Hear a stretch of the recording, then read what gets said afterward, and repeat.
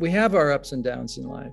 And what I can say to sort of summarize what my experience has been with this remarkable gift I was given, and it was given really to everybody, but it just came through me, not from me. I want to be clear about that.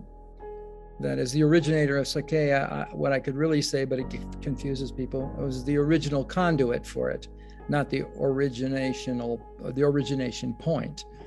That's divine.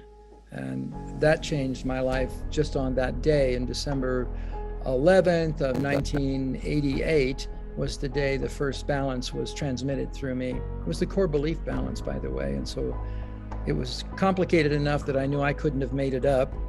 Some of the parts of it I was familiar with, but mostly not. Mostly the way it was organized,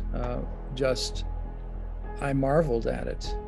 I didn't know where it came from. I went with it because I tested it like a scientist would. You try it out with yourself first, because if it did any harm, then I wasn't going to include it in anything I was doing. And I did have a private practice at that time in psychotherapy.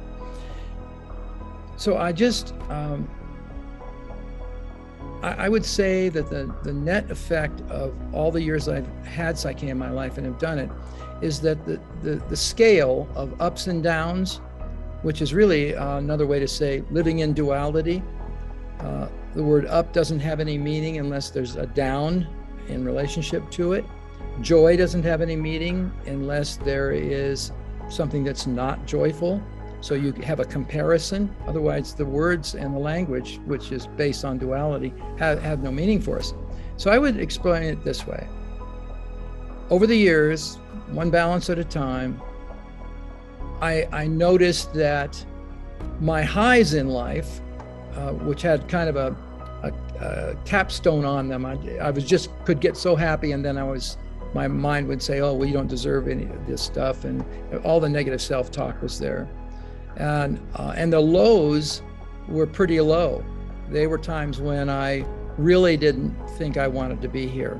It was just too painful. And not just in family relationship stuff, but just in general in the world. It seemed there was so much pain in the world, so much injustice, or what appeared to be injustice to me, and the horrible things that we could do to each other. I could barely process that. Why would people do that to each other? Why is the world the way it is? I observed the world mostly when I was younger and couldn't make sense of it. So over time with the balances, as I got out of the prison of limiting beliefs, what I found was a very interesting thing, that the whole scale of highs and lows moved up. It actually, where my highs got much higher. I felt joy I had never felt before, and my lows got higher. And so I never went to that deep, dark place anymore. We call that clinically depressed now, but the point was, there was one other component of it that was really joyful, and that was my highs lasted longer and my lows shortened the period of time that I was actually in those lows. So my whole life, it's like Bruce was talking about how it changed his life. It changed my life. It changed my life in a really palpable, measurable way. I was happy way, way more all the time, in a happier way, a more satisfying, a more joyful way than just being happy about something.